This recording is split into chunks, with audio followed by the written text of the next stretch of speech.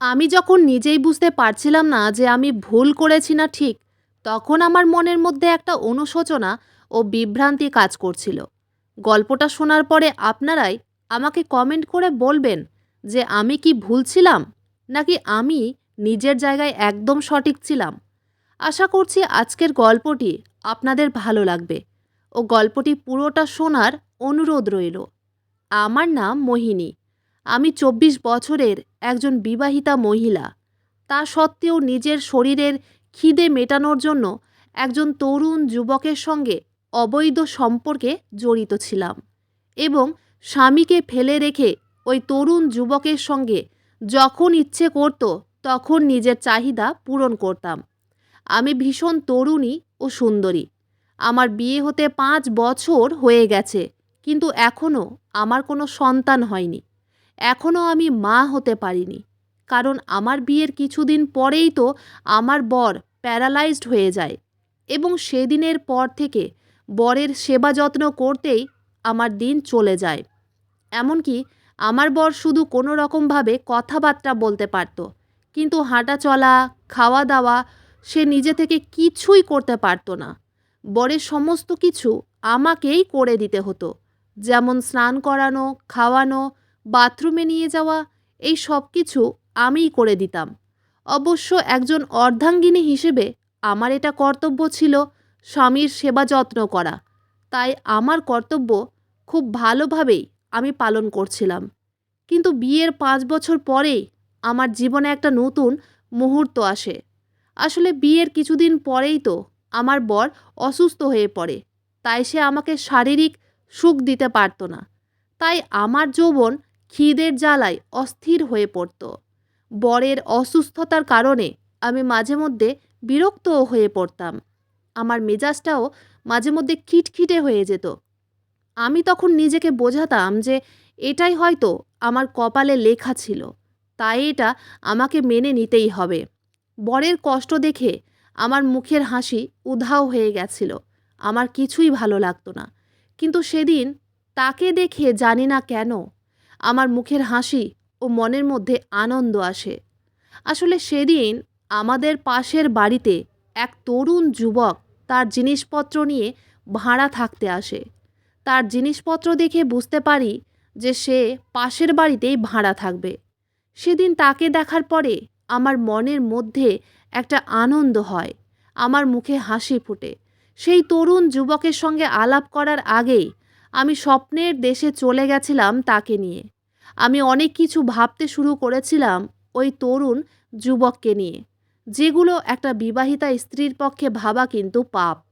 তারপর আমি যখন খুশি খুশি ঘরের ভিতরে যাই, তার ১ ঘন্টা পরেই ওই তরুণ যুবক আমার বাড়িতে বেল বাজায়। তারপর আমি যখন আমার বরকে খাবার খাইয়ে বাইরের দরজা খুলতে যাই, তখন সেই তরুণ যুবককে দেখে আমার পুরো শরীরে কাঁটা দিয়ে ওঠে। আমি মনে মনে খুব আনন্দিত হয়ে উঠি। আমি তো মনের আনন্দে তার দিকেই তাকিয়েছিলাম। তারপর আমার কিছু বলার আগেই সেই তরুণ যুবক বলল, বৌদি, আমি নবীন।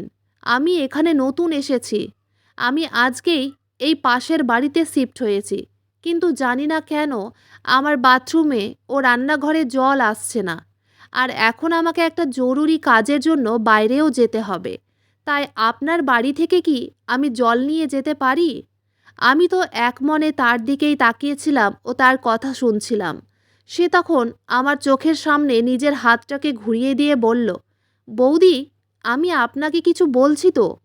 আমি তখন লজ্জিত হয়ে তাকে বললাম, হ্যাঁ বলো, আমি শুনছি। সে তখন আবার আমাকে বলল, বৌদি, আমি কি আপনার বাড়ি থেকে জল নিয়ে যেতে পারি? আমি তখন নবীনকে বললাম, দেখো নবীন, তুমি যদি এখান থেকে জল নিয়ে যাও তাহলে তো তোমার অনেক পরিশ্রম হবে এবং তোমার সময়ও অনেক নষ্ট হবে। তাই তুমি কোনো সংকোচ বা দ্বিধাবোধ না করে আমার বাথরুমে আজকে স্নানটা সেরে নাও। তারপরে না হয় মিস্ত্রিকে ডেকে তোমার জলের কল ঠিক করিয়ে নেবে। নবীন তখন আমার কথায় রাজি হয়ে যায় এবং সে আমাদের বাথরুমে স্নান সেরে নিজের ঘরে যাওয়ার সময় আমাকে অনেক ধন্যবাদ জানিয়েছিল এবং ধীরে ধীরে নবীনের সঙ্গে আমাদের একটা ভালো সম্পর্ক তৈরি হয়েছিল। নবীন প্রত্যেক দিন অফিস থেকে বাড়ি ফেরার পথে আমার বরের সঙ্গে দেখা করত, তারপরে নিজের ঘরে যেত। তারপর সেদিন আমি যখন বরের জন্য আলুর পরোটা করেছিলাম, তখন বর বলল নবীনকেও আলুর পরোটা দিয়ে আসতে, কারণ নবীন নাকি আলুর পরোটা খেতে ভীষণ ভালোবাসে। বরের কথা শুনে আমি যখন আলুর পরোটা নিয়ে নবীনকে দিতে যাই, তখন দেখি সে খালি গায়ে ছিল, কারণ সে খালি গায়ে ওয়ার্কআউট করছিল ও তার গায়ে একটা টাওয়েল ছিল। তার আকর্ষণীয় শরীর স্বাস্থ্য দেখে আমি তো কিছুক্ষণ তার দিকে হাঁ করে তাকিয়েছিলাম। তারপর আমার হাতে টিফিন বাটি দেখে নবীন জিজ্ঞেস করলো, বৌদি, এই টিফিন বাটিতে কি আছে? আমি তখন একটু লজ্জা পেয়ে মুচকি হেসে বললাম, এই টিফিন বক্সে তোমার জন্য আলুর পরোটা নিয়ে এসেছি। আলুর পরোটার নাম শুনে নবীন খুব খুশি হয়ে আমার হাতটাকে ধরে তার ঘরের ভিতরে নিয়ে গিয়ে তাড়াতাড়ি ওই টিফিন বাক্সটা খুলে সে আলুর পরোটা খেতে শুরু করে দেয়। আলুর পরোটা খেতে খেতে সে আমার রান্নার অনেক প্রশংসা করে, যেটা শুনে আমার ভীষণ ভালো লাগে। আমার প্রশংসা শুনে আমার খুব ভালো লাগছিল। এমনকি তার আলুর পরোটা খাওয়া শেষ হয়ে গেলে সে আমার হাতে একটা আলতো চুমু দিয়ে বলল, বৌদি, তোমার হাতের রান্না ভীষণ সুন্দর। বৌদি, তুমি তো আমার মন জয় করে নিয়েছো। তখন নবীনের সঙ্গে কথা বলতে বলতে আমি নিজের বরের কথা ভেবে কাঁদতে শুরু করি। আমার কান্না দেখে নবীন আমার চোখের জল মুছে দেয়। আমি তখন আমার দুঃখ ও কষ্টের কথাগুলো নবীনকে বলতে শুরু করি। নবীন তখন আরও কাছে এসে আমার ঘাড়ে হাত দিয়ে বলল, বৌদি, আমি তোমার কষ্টটা বুঝতে পারছি, তাই তোমার কোনো কিছুর প্রয়োজন হলে আমাকে নিঃসন্দেহে বলতে পারো। নবীনের কথা শুনে আমি যখন আরও বেশি করে ফুঁপিয়ে কাঁদতে শুরু করি, তখন নবীন হঠাৎ করে আমাকে জড়িয়ে ধরে, এবং নবীন যখন আমাকে জড়িয়ে ধরে তখন মনে হয়েছিল যেন আমার জীবনের সব দুঃখ কষ্ট সব কিছু মুছে গেছে। আমিও তখন সব কিছু ভুলে গিয়ে নবীনের বুকে মাথা রেখে শান্তি অনুভব করছিলাম। আমার ভীষণ ভালো লাগছিল তার বুকে মাথা রেখে। তারপর ধীরে ধীরে আমরা দুজন একে অপরের আরও কাছে আসতে থাকি। আমি যখন নবীনকে জড়িয়ে ধরেছিলাম, তখন নবীনও আমাকে অনেক জোরে চেপে জড়িয়ে ধরেছিল। তারপর সে আমার কপালে একটা আলতো চুমু দিয়ে বলল, তুমি কোনো চিন্তা করো না, আমি তোমাকে শারীরিক সুখ দেব ও অনেক ভালোবাসা দেব। আমি ওই সময় সব কিছু ভুলে গিয়ে তার কথায় উন্মত্ত হয়ে উঠেছিলাম। শুধু তাই নয়, তার আদর ও ভালোবাসা পাওয়ার জন্য আমি অনেক বেশি উত্তেজিত হয়ে উঠেছিলাম তখন। তারপর সেদিন নবীনের সঙ্গে আমার সব কিছু হয়েছিল। প্রায় 1 ঘন্টা ধরে আমরা দুজনে নিজেদের উত্তেজনা বজায় রেখেছিলাম। সেদিন 5 বছর পর আমার শরীরের খিদে মিটেছিল। সেদিন আমাদের দুজনের মাঝে সব কিছু হওয়ার পরে নবীন আমাকে কথা দিয়েছিল যে সে কোনো দিন আমাকে ছেড়ে যাবে না। সেদিনের পর থেকে আমি নবীনের প্রেমে পাগল হয়ে পড়েছিলাম। নবীনের সঙ্গে সব কিছু হওয়ার পরে প্রথমে আমার মনে হয়েছিল যে আমি এটা ভুল করছি, কিন্তু নবীন আমাকে বিশ্বাস ও ভরসা দিয়েছিল এটা বলে যে আমি কোনো ভুল কাজ করিনি। আমি তো নবীনের ভালোবাসায় পাগল হয়ে পড়েছিলাম। ভাবতেই পারিনি যে তার এই ভালোবাসার আড়ালে ছলনা লুকিয়েছিল। আমি তার প্রতিটা কথা বিশ্বাস করে ঠকেছিলাম। কোনো মানুষ কিভাবে একটা মানুষকে মিথ্যে ভালোবাসার প্রতিশ্রুতি দিয়ে তার সঙ্গে ছলনা করতে পারে? তারপর সেদিনের পর থেকে আমি কোনো না কোনো বাহানায় নবীনের ঘরে যেতাম এবং তার সঙ্গে সময় কাটাতাম। ওদিকে আমি ভালো কিছু রান্নাবান্না করলেই আমার বর নবীনকে দিয়ে আসতে বলতো, আর আমি সেই সুযোগে নবীনের সঙ্গে নিজের শরীরের খিদে মেটাতাম, এটা ভেবে যে নবীন হয়তো সত্যিই আমাকে ভালোবাসে। এইভাবে বেশ কিছুদিন চলার পরে একদিন নবীন কিছুদিনের ছুটি নিয়ে তার বাড়ি চলে যায়। ওদিকে আমার বরের খুব কষ্ট হতো এটা ভেবে যে সে আমাকে শারীরিক সুখ দিতে পারে না। আমি তার সেবায় ব্যস্ত থাকি। বর আমাকে অনেকবার দ্বিতীয় বিয়ে করার কথাও বলেছিল, কিন্তু আমি রাজি হয়নি। কিন্তু জানি না কেন নবীনকে প্রথম দেখাতেই আমি তার প্রেমে পড়ে যাই। আমার বর কিন্তু জানতো না যে আমি নবীনের প্রেমে পড়ে গেছি। আমি লজ্জায় আমার বরকে কিছু বলতে পারিনি। ওদিকে আমার বরের জন্য আমার খুব কষ্ট হতো তার অসুস্থতা দেখে। নবীনের প্রেমে পড়লেও আমি কিন্তু বরের সেবা যত্নে কোনো ত্রুটি রাখতাম না। সঠিক সময়ে তাকে খাবার দেওয়া, তার পুরো শরীরে তেল মালিশ করা, সঠিক সময়ে তাকে স্নান করানো, সব কিছুই আমি মন থেকে করতাম। কারণ আমি ভালোভাবেই জানতাম যে বর আমাকে যতই বলুক না কেন যে আমি যাতে দ্বিতীয় বিয়ে করে নিই, সে কিন্তু এই কথাটা বুকে পাথর রেখে আমাকে বলতো। কারণ কোনো পুরুষ মানুষই এটা কখনোই চাইবে না যে তার অর্ধাঙ্গিনী তাকে ছেড়ে অন্য কাউকে বিয়ে করবে। এবং আমি এটা খুব ভালোভাবেই জানতাম যে আমার বর যখন এটা জানতে পারবে যে আমি নবীনের সঙ্গে দ্বিতীয় বিয়ে করতে রাজি আছি, তাহলে সে খুব খুশি হবে। বর কোনোদিন আমাকে বাধা দিবে না আমার জীবনে আমাকে এগিয়ে যেতে। তারপর নবীন যখন কিছুদিনের ছুটি নিয়ে বাড়ি চলে যায়, তার আগে সে আমাকে কথা দিয়েছিল যে সে বাড়ি থেকে ফিরে এসে আমাকে বিয়ে করবে, এবং আমি এটা ভেবে ভীষণ খুশি ছিলাম। তারপর নবীন যখন বাড়ি চলে যায়, তারপরে সে আমার সঙ্গে যা দুর্ব্যবহার করে তাতে আমি ভীষণ কষ্ট পেয়েছিলাম।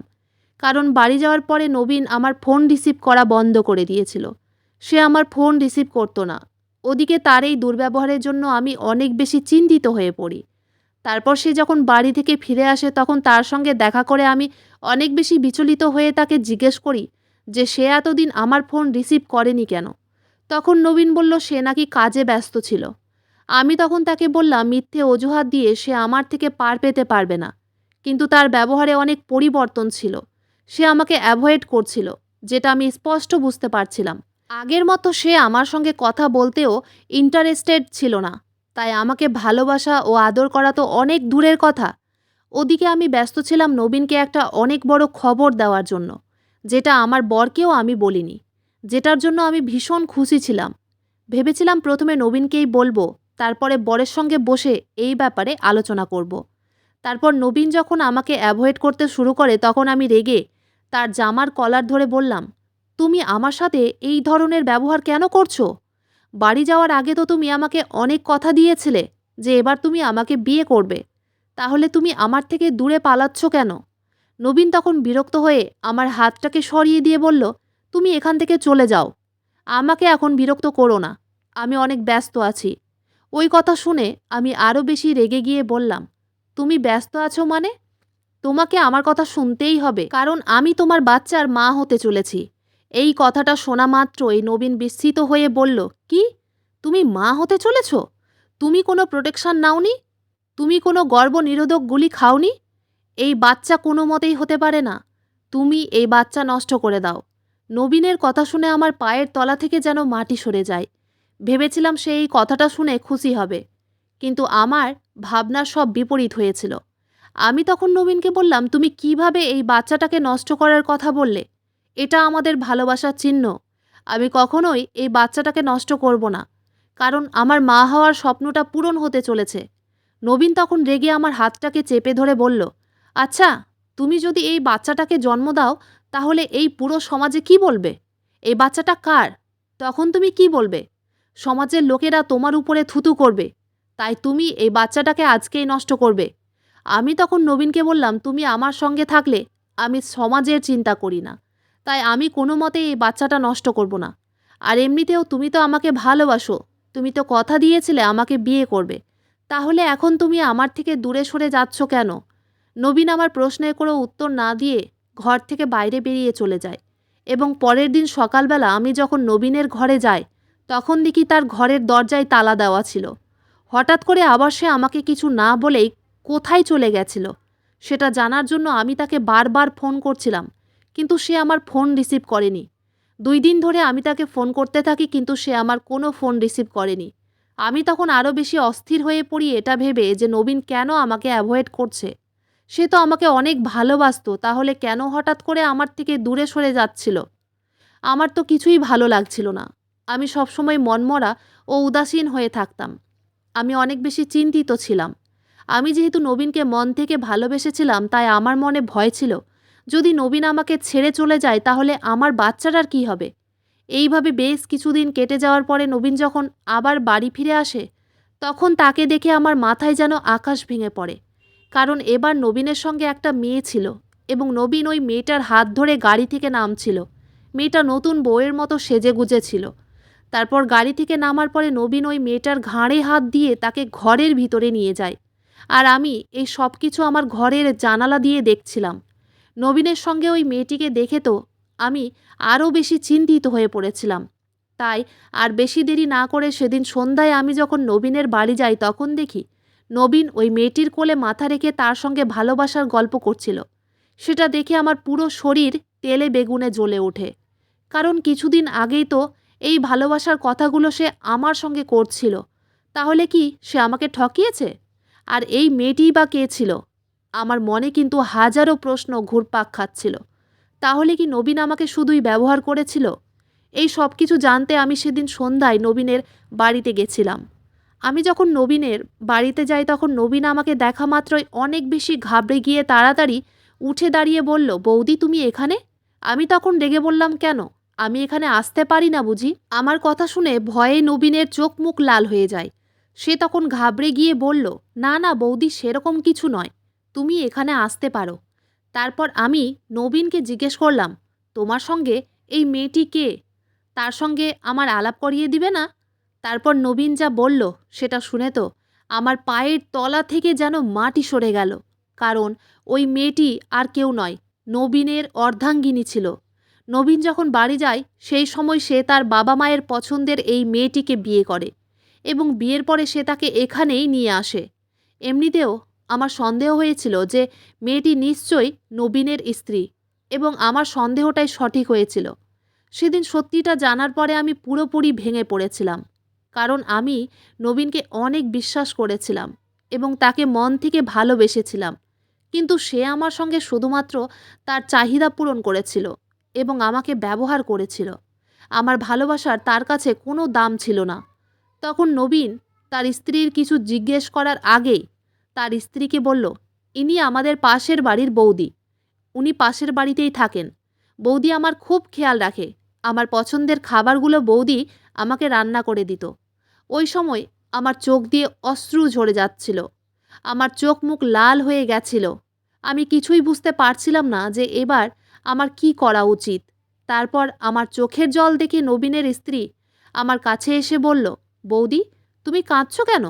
আমি তখন নবীনের স্ত্রীকে বললাম, কাঁদবো না তো কী করব বলো? নবীনের সঙ্গে আমাদের এত ভালো সম্পর্ক ছিল আর সে আমাদেরকে না বলেই বিয়ে করে নিয়েছে। যাই হোক, তারপর নবীনকে বললাম যে নবীন, তোমার দাদা তোমাকে একবার ডেকেছে, সে তোমার সঙ্গে কিছু কথা বলবে। এই কথা বলে আমি আর একটা মুহূর্ত সেখানে থাকতে না পেরে তাড়াতাড়ি ঘরে এসে বাথরুমের ভিতরে গিয়ে ফুঁপিয়ে কাঁদতে শুরু করি। আমার কান্নার আওয়াজ যখন আমার বরের কানে যায় তখন সে ঘরের ভিতর থেকে আমার নাম ধরে ডাকাডাকি শুরু করে। সে যেহেতু হাঁটাচলা করতে পারত না তাই সে আমার কান্নার আওয়াজ শুনে অস্থির হয়ে গিয়ে আমাকে ডাকতে শুরু করে। আমি তখন চোখে মুখে জল দিয়ে বরের কাছে যাই। কিন্তু সে আমার মুখ দেখে বুঝতে পারে যে আমার মন মেজাজ খারাপ আছে। বর তখন আমাকে জিজ্ঞেস করে যে আমার কি হয়েছে। আমাদের দুইজনের মাঝে তো কোনো রকম শারীরিক সম্পর্ক ছিল না, কিন্তু তাও বর আমাকে ভীষণ ভালোবাসতো। সে সবসময় এটা ভেবে আফসোস করতো যে তার জন্যই আমার পুরো যৌবনটা নষ্ট হয়ে গেছে। কিন্তু সেদিন আমি বরকে সব কিছু সত্যি কথা বলেছিলাম। আমি তার থেকে কোনো কিছু লুকোইনি। আমার কথা শুনে বর যে ভীষণ কষ্ট পেয়েছিল সেটা তো আমি তার চোখ থেকে জল পড়তে দেখেই বুঝতে পেরেছিলাম। কিন্তু তাও সে বুকে পাথর রেখে আমাকে কিছু বলেনি। কারণ সে খুব ভালোভাবেই জানতো যে আমার জায়গায় অন্য কোনো মেয়ে থাকলে এতদিনে তাকে ছেড়ে চলে যেত। কিন্তু আমি যেহেতু বরের মায়া করতাম তাই আমি তাকে ছেড়ে যেতে পারিনি এবং নিঃস্বার্থে আমি তার সেবা করে যাচ্ছিলাম। আমি যখন বরকে বললাম যে আমি গর্ভবতী আছি, এই বাচ্চাটা নবীনের, তখন বর আমার হাতটা ধরে বলল, মোহিনী, তুমি এই বাচ্চাটাকে জন্ম দিবে। আমি তোমার সঙ্গে আছি। বরের কথা শুনে আমি তাকে জড়িয়ে ধরে ধন্যবাদ জানাই আমার কষ্টটা বোঝার জন্য। তারপর বর আমাকে বলেছিল আমি যাতে সব সত্যি কথা নবীনের বউকে জানিয়ে দিই। তারপর সেদিন সন্ধেবেলায় আমি যখন নবীনকে ফোন করে আমার ঘরে ডাকি তখন সে আমার ঘরে আসতে আপত্তি জানায়। সে যখন আমার ঘরে আসতে আপত্তি জানায় তখন আমি তাকে এটা বলে হুমকি দিয়েছিলাম যে আমি সব কিছু তার স্ত্রীকে বলে দেব। নবীন আমার ঘরে আসতে বাধ্য হয়েছিল এবং তখনও সে অনবরত আমাকে একটাই কথা বলে যাচ্ছিল যে আমি যাতে এই বাচ্চাটা নষ্ট করে দিই। তারপর সে আমাকে বলল সে নাকি আমার সঙ্গে ভুল করে সম্পর্ক তৈরি করে ফেলেছে। নবীনের কথা শুনে আমি তার গালে একটা থাপ্পড় মেরে বলেছিলাম, আমার সঙ্গে সব কিছু করার পরে এখন তুমি বলছো ওই সব কিছু ভুল ছিল? তারপর আমি আর বেশি দেরি না করে নবীনের বউয়ের কাছে গেছিলাম সব কিছু সত্যি কথা বলতে। কারণ ওই মেয়েটারও অধিকার ছিল নবীনের ব্যাপারে সব কিছু সত্যি কথা জানার। নবীন আমাকে বাধা দেওয়ার চেষ্টা করেছিল, কিন্তু আমি তার কোনো বাধা ও কোনো কথা না শুনে যখন তার বউকে বললাম যে আমি নবীনের বাচ্চার মা হতে চলেছি, নবীনের সঙ্গে আমার শারীরিক সম্পর্ক ছিল, তখন নবীনের বউ আমার কথা শুনে বেহুঁশ হয়ে যায়।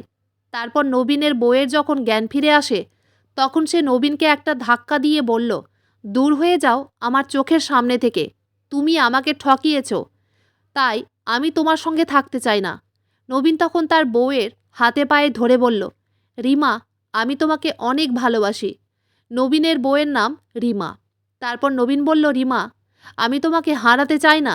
আমি ভুল করেছি বিয়ের আগে বৌদির সঙ্গে শারীরিক সম্পর্ক রেখে, তাই আমাকে একটা সুযোগ দাও, আমি আর কখনো তোমাকে ঠকাবো না। আমি তখন নবীনকে বললাম, নবীন, তোমার এখন যেমন অনেক কষ্ট হচ্ছে, ঠিক আমারও কষ্ট হয়েছে যখন আমি জানতে পারি যে তুমি আমাকে ঠকিয়েছ। তাই যেমন কর্ম করবে সেই রকম ফল পাবে। এই বলে আমি নিজের ঘরে চলে আসি। সেদিনের পর থেকে নবীনের সঙ্গে আমার আর কোনো রকম যোগাযোগ ছিল না। তারপর কিছুদিন পরে জানতে পারি যে রিমা নাকি নবীনকে ডিভোর্স দিয়েছে। এই জন্যই বলে, ভাবিয়া করিও কাজ, করিয়া ভাবিও না। নবীন যখন রিমাকে বিয়ে করে, তখন সে বুঝতে পারে যে সে আমার সঙ্গে অবৈধ সম্পর্ক রেখে অনেক বড় ভুল করেছিল, যেটা তাকে আগেই ভাবা উচিত ছিল যে কাউকে ঠকানো উচিত নয়। সে আমার সঙ্গে সম্পর্ক রেখেছিল শুধুমাত্র নিজের শরীরের খিদে মেটানোর জন্য। যাই হোক, এখন আমি বরের সঙ্গেই থাকি। আজ ঘটনাটা ঘটতে 1 বছর হয়ে গেছে। আমি বাচ্চাটাকে জন্ম দিয়েছি এবং একটা পুত্র সন্তান হয়েছে। বাচ্চাটাকে নিজের কোলে পেয়ে আমি অনেক খুশি। আমার বর এখনও সুস্থ হয়ে উঠতে পারেনি। বাচ্চাটার মুখ দেখে আমার ও বরের মুখে হাসি ফুটে ওঠে। ওই ঘটনাটা ঘটার পরে নবীন আমাদের বাড়ির পাশের ভাড়া বাড়ি ছেড়ে অন্য কোথাও গিয়ে শিফট হয়েছিল। বন্ধুরা, আজকের গল্পটি এখানেই শেষ করছি। গল্পতে কোনো ভুল ত্রুটি থাকলে ক্ষমা করে দিবেন। গল্পটি ভালো লাগলে অবশ্যই লাইক, শেয়ার, সাবস্ক্রাইব করতে ভুলবেন না। ধন্যবাদ।